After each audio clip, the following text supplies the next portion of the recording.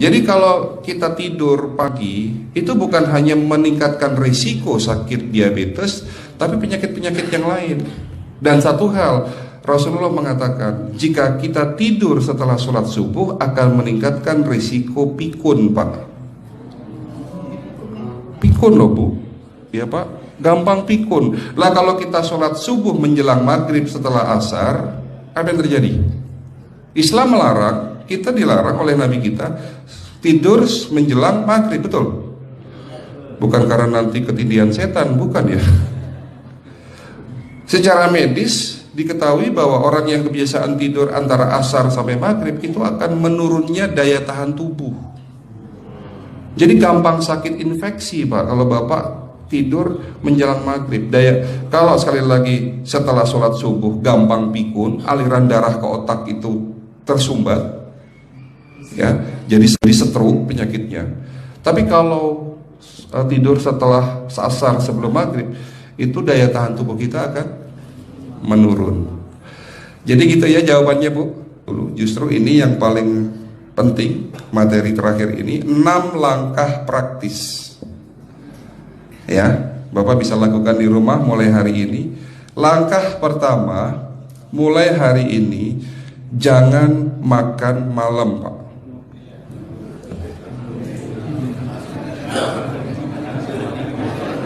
Ya, ala bisa karena biasa. Memang awalnya sulit, yang sudah kebiasaan makan malam itu sulit. Alasannya nanti nggak bisa tidur, Dok, betul ya? Nanti perutnya kembung, mual dan sebagainya. Itu karena kebiasaan. Dulu pun saya begitu. Tapi kalau sekali-sekali boleh, Pak. Misalnya diundang hajatan gitu, tetangga ada yang kawinan, hajatan, ya udah apa-apa, menghargai itu makan malam. Tapi sekali-sekali itu. Tapi kalau tiap hari ini yang nggak boleh, betul ya, Pak? Jangan makan berlebihan dan jangan makan malam. Makan sate boleh nggak, Pak? Boleh, siapa bilang nggak boleh? Sate itu, Bapak tahu daging kambing. Daging kambing, daging domba adalah makanan sehat, tidak berkolesterol. Yang kolesterol itu lemaknya, Pak. Tapi kalau Bapak makan daging murni, dagingnya tok, ya sehat, Pak. Yang nggak boleh itu santannya. Jadi makan gulai itu jangan, kalau gulai, sate aja udah.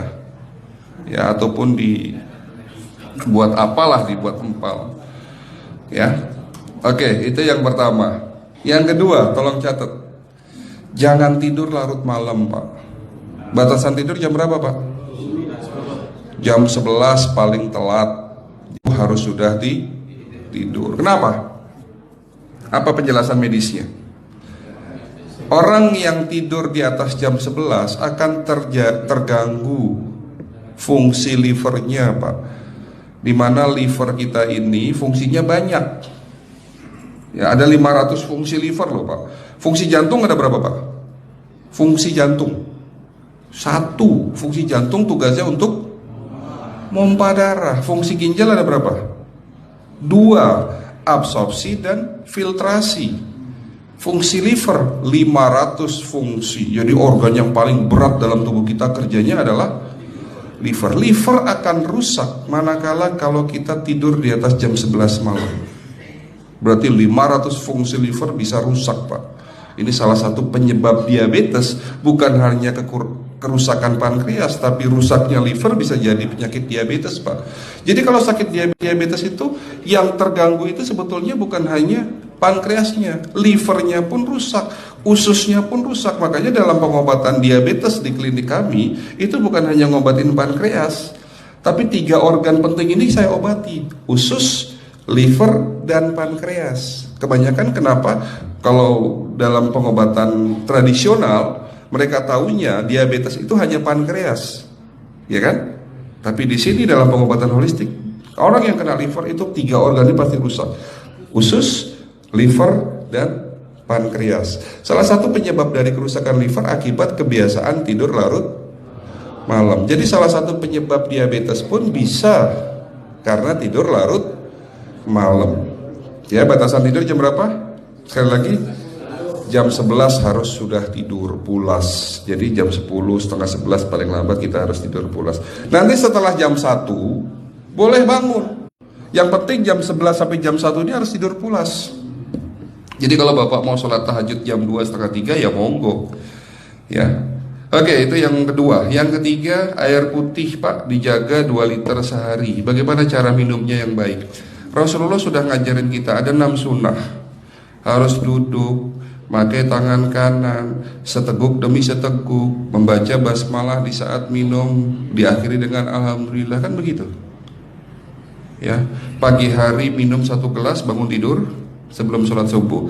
Setelah sholat subuh boleh teh, tapi juga dibilas dengan 1 gelas air putih. Sebelum mandi nanti Pak, minum air hangat. Kalau Bapak mandinya pakai air dingin boleh, tapi sebelum mandi minum air hangat, biar tubuh kita ini jangan terlalu dingin di saat kita kena air dingin. Sampai maghrib pastikan 2 liter sudah masuk dalam tubuh kita.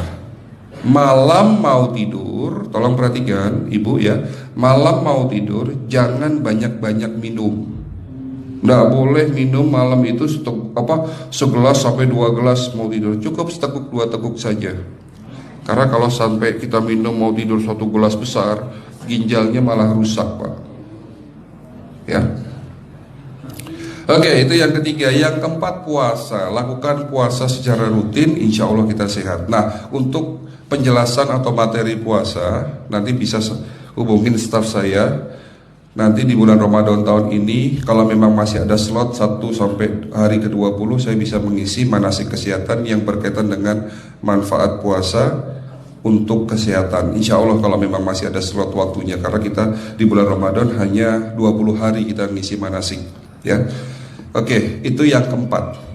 Langkah keempat. Langkah 1, 2, 3, 4. Langkah kelima. Nah, sebelum saya menjawab yang kelima, saya ingin membacakan sebuah sabda Rasulullah. Rasulullah bersabda, di dalam tubuhmu ada segumpal daging. Jika segumpal daging itu sakit, akan sakitlah seluruh tubuhmu. Dan jika segumpal daging itu rusak, akan rusaklah seluruh tubuhmu. Apa itu segumpal daging? Segumpal daging itu adalah hati. Tapi ternyata yang dimaksud Rasulullah itu bukan liver Pak. Yang dimaksud Rasulullah adalah hati kita, roh kita, jiwa kita, perasaan kita. Kalau hati kita rusak, kita banyak penyakit hati, iri, dengki, sombong, takabur dan sebagainya. Penyakit fisik akan muncul dalam tubuh kita. Ya, tidak ada orang stres itu sehat, betul tidak Pak? Tidak ada orang yang suka marah-marah itu sehat, betul tidak? Bahkan Rasulullah mengajar senyum adalah ibadah. Senangkan orang lain, permudah urusan orang lain, insya Allah kita sehat. Ya, jadi itu langkah ke-5. Langkah 1 sampai langkah ke-5 sifatnya individual. Bapak bisa lakukan sendiri di rumah. Tapi langkah ke-6 ini butuh bantuan pihak dokter atau rumah sakit. Kira-kira langkah ke-6 apa Pak? Lakukan pemeriksaan sebelum sakit. Jadi periksa itu jangan nunggu sakit baru periksa. Jangan seperti kayak Bu Ustazah tadi, diajak periksa, jawabannya takut ketahuan penyakitnya. Setelah stroke baru datang ke klinik untuk minta diperiksa. Kalau sudah stroke susah nggak nyembuhinnya Pak? Kata kayak beliau nih, sudah 2 tahun tidak sembuh-sembuh karena sudah terlanjur stroke. Tapi kalau beliau melakukan general check up, mohon maaf ya Pak, kalau beliau melakukan general check up rutin, insya Allah tidak akan kena stroke, karena sebelum stroke sudah diobati dulu. Karena stroke ini bisa kita lihat dalam scanning dengan alat yang saya punya, insya Allah kelihatan ini. Oh, ini sudah mulai ada tanda-tanda mau penyumbatan, buru-buru diobati. Memang takut Pak, tapi pesan saya jangan takut. Ya, lakukan pemeriksaan supaya kita tahu, supaya kita kenal. Gitu ya Pak. Jadi kira-kira di jemaah ini ada enggak yang mau saya ajak periksa kita semua? Pesan terakhir dari saya, lakukan pemeriksaan sebelum terlambat. Ini pesan saya dan pesan seluruh dokter di dunia sebetulnya. Lakukan pemeriksaan sebelum terlambat. Ya, karena dengan kita melakukan pemeriksaan kita akan kenal tubuh kita. Kalau sudah kenal kita akan sayang sama tubuh kita. Betul Pak? Ada pepatah mengatakan tidak kenal tidak sayang. Cukup sekian dari saya. Mohon maaf kalau penyampaian kami kurang baik. Akhirul kalam, wabillahi taufiq wal hidayah. Wassalamualaikum warahmatullahi wabarakatuh.